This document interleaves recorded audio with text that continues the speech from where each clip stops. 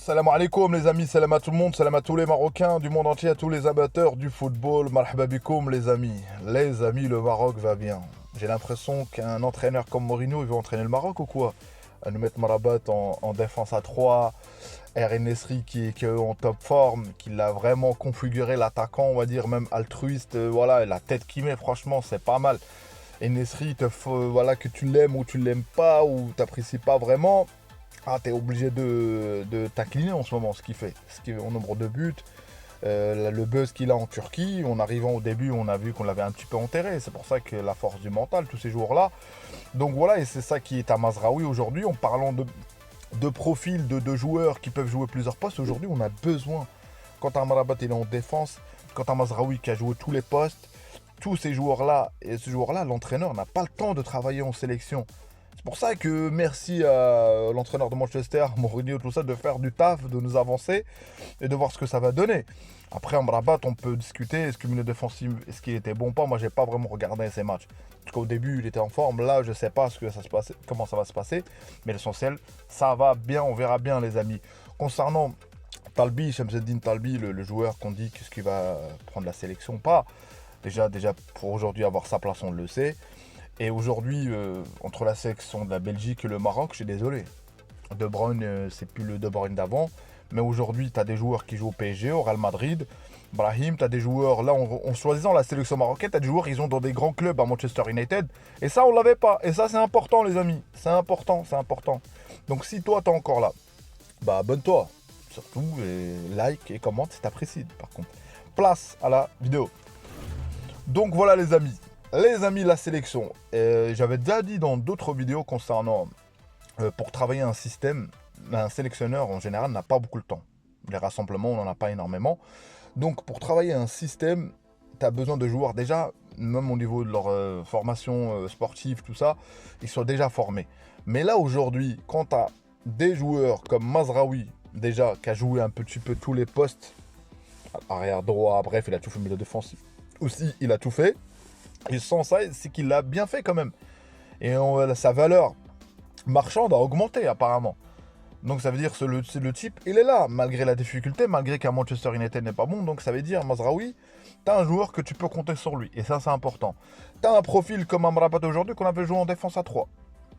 Donc voir ce que ça va donner. Est-ce que son poste voilà, est-ce que milieu défensivement, je n'ai pas suivi franchement Fenerbahçe. Est-ce qu'il a perdu sa place? Je sais pas, mais en tout cas aujourd'hui il est titulaire et il a joué en tant que défense, en défense à 3. Tu peux rajouter un joueur offensivement, tu as un Sebari qui peut jouer à plusieurs postes. On n'a pas vraiment. En parlant de Sebari, il y a un commentaire qui est joué au frère. Merci à toi pour ton commentaire. Pourquoi pour lui Sebari ne doit pas? Ça reste ton avis, mon frère. Moi, mon avis, c'est que des profils comme Sebari, des profils des joueurs-là dans la sélection, il nous faut en fait des joueurs que potentiellement on peut dépanner parce qu'on sait qu'il y a des blessures, on sait qu'il y a des matchs où potentiellement tu veux jouer, changer de système, bah, tu as besoin de joueurs qui s'adaptent un petit peu à tout. Sans besoin de sacrifier un remplaçant. Pour un entraîneur, c'est un bonheur d'avoir ça. 2, 3, 4 joueurs dans ce type-là. Donc c'est pour ça qu'aujourd'hui, on a la sélection. Moi, ce qui me rassure, c'est que voilà, c'est que tu as des joueurs au mental, tu as des joueurs qui travaillent bien. En attaque, on a vu la concurrence, elle est rude. On a vu qu'Aïn Nesri, aujourd'hui, je disais qu'il n'est pas titulaire indiscutable en Treb. Mais s'il fait la même chose, ce qu'il fait là avec son club en Turquie, tu es obligé de t'effacer. Moi, je veux bien, je veux un minimum. La différence, c'est que des fois, un joueur, il est habitué à un système et quand il arrive en sélection, il a du mal à s'adapter. Donc, c'est pour ça que comment nos joueurs, comment Walid va faire que adapter au mieux pour tout le collectif notre système pour qu'on soit vraiment performant. Oui, on a joué, on a marqué contre des petites équipes. Oui, avant, on marquait pas contre des petites équipes. Aujourd'hui, on marque contre des petites équipes, entre guillemets, petites équipes. Il n'y a pas de petites équipes. Donc, il faut saluer ça. Les grosses cylindrées, on va les affronter. Par contre, ça sera de l'émotion, les amis, ces matchs-là. Moi, si je m'écoute, le jeu que j'aime, hein, c'est de la possession. C'est d'avoir le ballon tout le match, mais c'est impossible. 90 minutes, avoir le ballon, créer des occasions, mettre des 4-5-0, c'est impossible. Dans cette compétition, tous ceux qui l'ont gagné, que ce soit l'Égypte, c'est de l'émotion. C'est à un moment donné prolongation, c'est à un moment donné. Et il faudra à un moment donné les moments clés. Et après, la chance. Après le mektoub. Des fois, tu peux tout faire et c'est ça. Et moi, j'y crois, Inch'Allah. Mais pour que ton mektoub, tu l'optimises au mieux, c'est en paramétrant mieux l'équipe et le mindset. Concernant les joueurs, les amis qui veulent rejoindre la sélection, potentiellement ce qui vont rejoindre, non pas Belge, c'est ça, ou qui a joué avec les U17, qui a été sélectionné, je ne sais plus trop, avec les U17, ou tu as le Talbi, Shamseddine, qui est entre le limite, est-ce qu'il va choisir la sélection belgique ou pas? Moi je l'ai dit, on a trop les amis. Aujourd'hui la sélection belge ne fait pas rêver les amis. Ne fait pas rêver. Côtoyer un Hakimi, il n'y en a pas. Côtoyer un Mazraoui, il n'y en a pas. Côtoyer un Brahim, il n'y en a pas. Ces joueurs-là, aujourd'hui, quand il y a Bonida aussi, qu'on parle de lui, tout ça, ces joueurs-là, aujourd'hui, ils vont, quand ils choisissent la sélection, ils savent que certains joueurs, ils sont leaders dans leur équipe, certains joueurs qui jouent, alors que ça, il n'y avait pas avant. Avant, excusez-moi, c'est pas pour critiquer, mais on avait des joueurs que voilà, ils n'étaient même pas titulaires dans leur équipe. Là, on a potentiellement, on peut faire un 11 titulaire qui sont là, ils sont performants. On a même des joueurs, quand ils ont des difficultés dans certains clubs, ils font le choix par rapport à la sélection, par rapport comment dire, qu'ils vont pour que leur place ne saute pas. Rien n'est acquis dans cette sélection.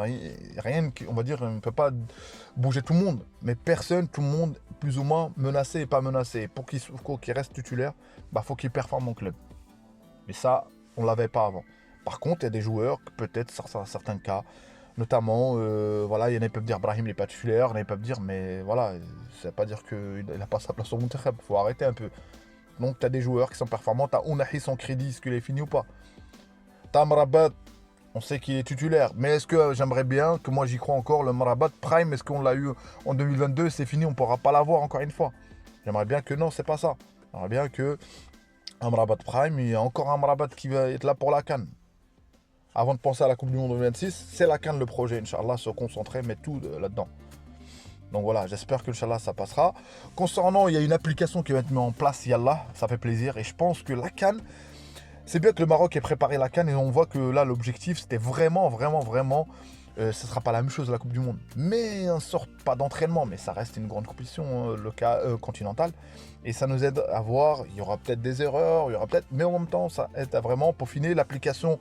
Peut-être qu'elle ne sera pas optimale au maximum, mais c'est pour la préparer pour la Coupe du Monde 2030.